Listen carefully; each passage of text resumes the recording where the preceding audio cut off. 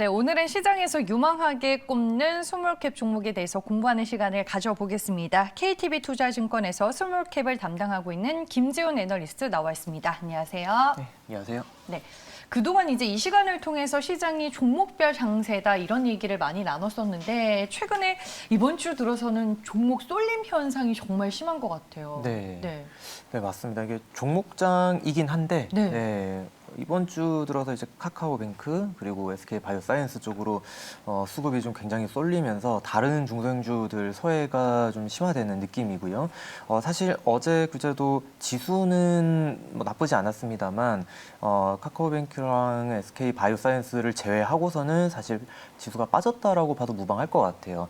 네, 그만큼 지금 종목 소외가 좀 심화되고 있는 중에 그리고 사실 다음 주면은 중소형주도 2분기 실적이 끝납니다. 실적 발표가 끝나게 되면은 당분간 좀 실적 모멘텀도 좀 사라지기 때문에 모멘텀이 사라지고 이제 쏠림 현상이 심화되고 그리고 또 이따가 또 말씀을 드리겠지만 롯데렌탈도 곧 이제 상장을 하고 이런 좀 대형 상장 종목들이 많기 때문에 소외 현상은 좀 더 심화될 수 있다라고 저는 보고 있습니다. 그래서 이런 모멘텀이 개별 종목당 모멘텀이 줄어들고 쏠림 현상이 심화되는 시기에는 종목픽이 좀 어느 때보다 더 중요한 시기라고 저는 보이기 때문에 좀 많이 오른 종목보다는 좀 바닥권에서 접근하는 전략이 좀 안전하다 이렇게 말씀을 드릴 수 있을 것 같아요. 네, 알겠습니다. 시장 분위기를 먼저 정리를 해봤고요. 이제 스몰캡 유망 종목 하나하나씩 만나보겠습니다. 어제 일자로 R&2 테크놀로지 리포트를 내놓으셨던데 이 종목에 대한 투자 포인트를 오늘 좀 전체적으로 들어볼게요. 네, R&2 테크놀로지는 5G 장비에 들어가는 RF 부품을 만드는 회사라고 보시면 되는데 부품뿐만 아니라 소재단까지 같이 제조를 하고 있는 회사입니다. 그래서 마진이 굉장히 좀 높은 특성을 가지고 있고요. 근데 제가 보는 포인트는 우선 지금 미국이랑 중국 쪽에 5G 장비 다시 투자가 다시 재개가 되고 있다 이렇게 보시면 되는데 사실 5G 투자가 재개가 되게 되면은 어떤 업체들이 먼저 수혜를 받냐라고 보시면 일단 글로벌 빅5 장비 업체들이 수혜를 먼저 받습니다. 에릭슨, 노키아, 삼성전자, 화웨이, GT 이렇게 받게 되고요. 특히 북미 시장 같은 경우에는 화웨이랑 GT가 못 들어가기 때문에 이 부분에서는 최근에 가장 많은 수혜가 받는 게 에릭슨입니다. 근데 R&2 테크놀로지 같은 경우에 지난달에 에릭슨의 신규로 이제 벤더 등록을 완료를 했고요. 그렇게 되면은 기존 고객사였던 삼성전자, 화웨이, GT, 노키아에 더불어서 에릭슨까지 고객으로 확보를 하게 되면서 지금 5대 장비 회사에 모두 다 부품을 공급하는 회사가 되어버렸습니다. 과거 사례를 보시면은 2019년도 말에 R&D 테크놀로지가 화웨이를 신규 고객으로 이제 벤더를 등록을 하면서 2020년부터 화웨이 매출이 굉장히 급히 뛰는 모습을 볼 수가 있었습니다. 그렇다라고 보면 2021년 하반기에 에릭슨의 벤더 등을 했다라는 거는 2022년부터 에릭슨 매출이 좀 급격히 뛰는 모습을 볼 수 있다라는 건데 지금 에릭슨 같은 경우에 7월 달에 거의 버라이즌으로부터 9조 원 정도의 그 역대 최대 수주를 더 받아냈기 때문에 이 부분이 내년까지 계속 에릭슨에서 매출로 발생을 하게 될 거예요. 그러면은 에릭슨이 필요한 부품을 내년부터 R&D로부터 또 공급을 받을 가능성이 굉장히 크기 때문에 내년도 R&D 테크놀로지 에릭슨 쪽 매출을 굉장히 기대해 볼 만하고요.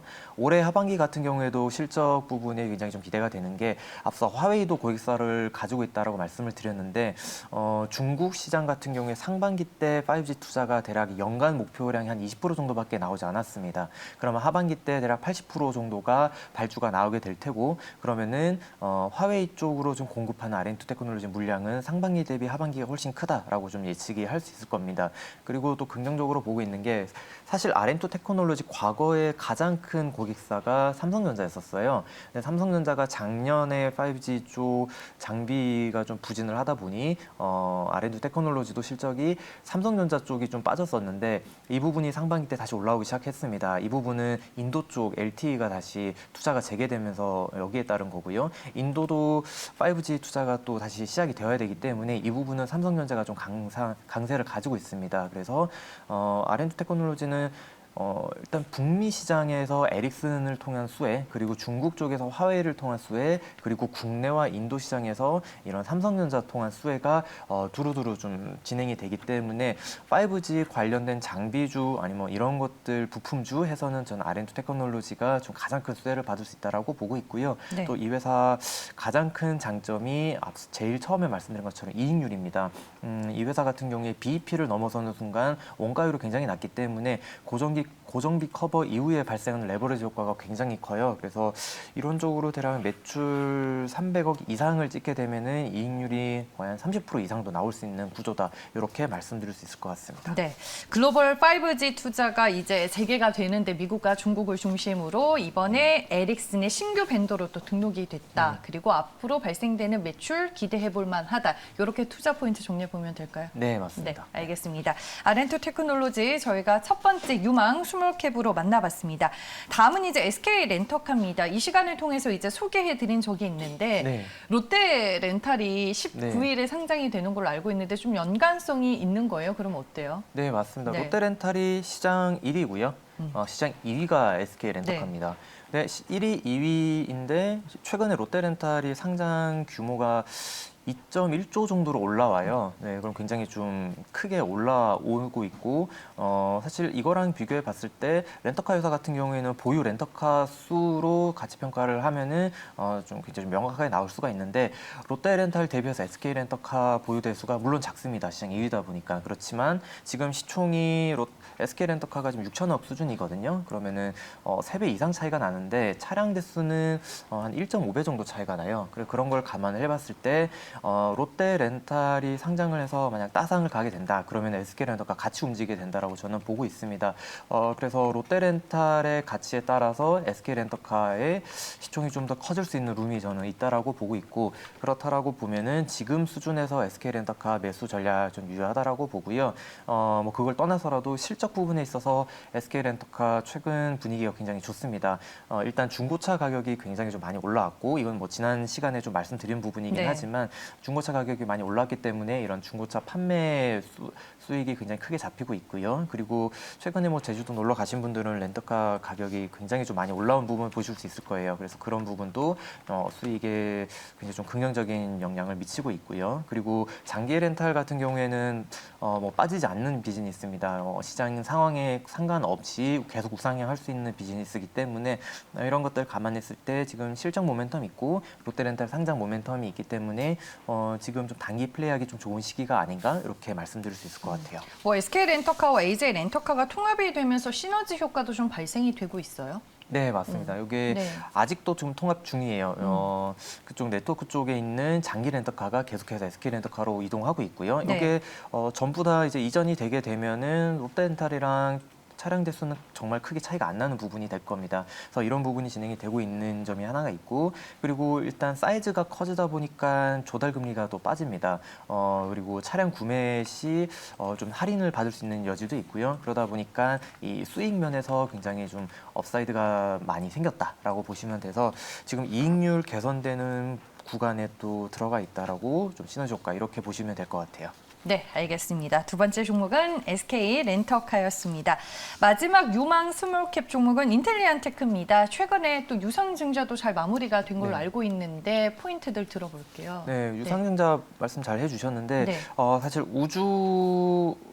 이제 우주 시대가 다시 열리게 된다. 지금 보면은 우주 산업 같은 경우에는 사실 정부 위주의 투자였었습니다. 근데 미국 시장에서 스페이스X를 필두로 해서 이게 B2G에서 B2C로 지금 이동하고 있는 게 산업 전반적인 흐름인데 이런 B2C로의 흐름에서 국내 업체 중에 저는 가장 큰 수혜를 받을 수 있다라고 보고 있고요. 최근에 뭐 우주 관련된 업체들이 좀 테마에서 멀어지면서 그런 소외가 좀 많이 일어나서 주가가 좀 바닥권에서 많이 기고 있는데 저는 좀 바닥 매수 가능하다라고 보고 있습니다. 왜냐라고 하면은 올해 상반기에 사실 우주 테마가 크게 광풍을 불 때 스페이스X가 위성을 발사하면서 좀 부각을 받은 면이 있는데 이제는 아마존이 위성을 발사하면서 이런 바톤 터치를 좀 해간다라고 보시면 될 것 같아요. 그러면은 아마존이 지금 주목하고 있는 부분이 B2C 이제 저궤도 위성 사업인데 저궤도 위성 쪽 안테나 공급은 글로벌리 지금 1위 1위 업체가 사실 인텔리안 테크예요. 그러면 인텔리안 테크가 충분히 좀 수혜를 받을 수 있는 구간에 들어가 있다라고 저는 보이고, 그리고 본업 같은 경우에도 굉장히 빠른 회복이 보이고 있습니다. 사실 코로나가 터지면서 인텔리안 테크의 본업 같은 경우에 굉장히 큰 피해를 입었습니다. 왜냐라고 하면은 인텔리안 테크가 공급을 하고 있는 최대 고객사가 바로 크루즈 선사들이에요. 크루즈 선사들 같은 경우에 코로나로 인해서 영업을 못하게 되었고, 그래서 이런 인텔리안 테크가 공급을 하고 있는 안테나 설치를 못하게 된 그런 좀 피해를 받았었는데, 하반기부터 이런 크루즈 업체들이 다시 투자를 재개하고 크루즈 배들이 다시 뜨고 있습니다. 그렇다라고 보면은 인텔리안 테크 본업도 회복 중에 있고, 저궤도 위성 사업 쪽에 내년부터 좀 굉장히 큰 업사이드가 보인다라고 보면, 저는 지금 주가 많이 빠져 있기 때문에 이 수준에서 매수해서 좀 기다리는 전략을 가져갈 수 있다라고 보고 있습니다. 주요 고객사가 원앱인 걸로 알고 있거든요. 근데 네. 하반기 이쪽에 좀 수주가 늘어나는 건지 뭐 그런 것 때문에 최근에 혹시 또 공장을 회사 입장에서는 네. 뭐 증설을 하고 짓고 있는 건지 이런 것들 궁금해 하시네요. 네. 원앱 같은 경우에 지금 이미 기수주된 백로그가 한 1,000억 정도 있어요. 네. 그쪽은 이제 터미널 안테나가 이제 종류별로 기계식과 전자식 나누어가지고 합쳐서 한 1,000억 정도가 들어가 있는데, 이 부분은 원앱이 세일즈를 하면서 사업이 시작되면은 자동적으로 나가야 되는 물량이고요. 이 부분은 하반기에 좀 잡힐 가능성이 큽니다. 사실 지금도 물량은 나가고 있어요. 네. 좀 소량이긴 하지만 지금도 나가고 있고, 원앱이 좀 본격적으로 사업을 하는 하반기 때부터 이 백로그 잡혀 있는 부분은 나간다라고 저는 보고 있고요. 그리고 증설 부분을 좀 짚어주셨는데, 지금 이미 증설이 완료가 된 부분이 대략 캐파가 4천억 정도 규모까지 증설이 되어 있습니다. 그리고 이번에 유증을 한 부분으로 또 지금 신규 부지를 매수한 부분에 건물을 또 세우는 것도 지금 회사 측에서 고려를 하고 있어요. 근데 이 회사가 연간 한 1,200억 정도 매출을 하는 회사인데 4천억을 이미 증설을 해놓고 여기에 더불어서 추가 증설을 고려를 한다라는 거는 저는 저궤도 사업 부분에 굉장히 좀 크게 기대를 하고 있다라고 밖에 해석이 안 됩니다. 그래서 원앱 부분은 일단 1,000억의 백로그가 하반기부터 시작해서 내년까지 아마 매출로 이어질 것 같고요. 네. 그리고 또 추가 고객 부분도 좀 기대가 되는 부분이 있어서 그 두 부분으로 아마존 기사를 제가 최근에 좀 본 것 같은데. 네.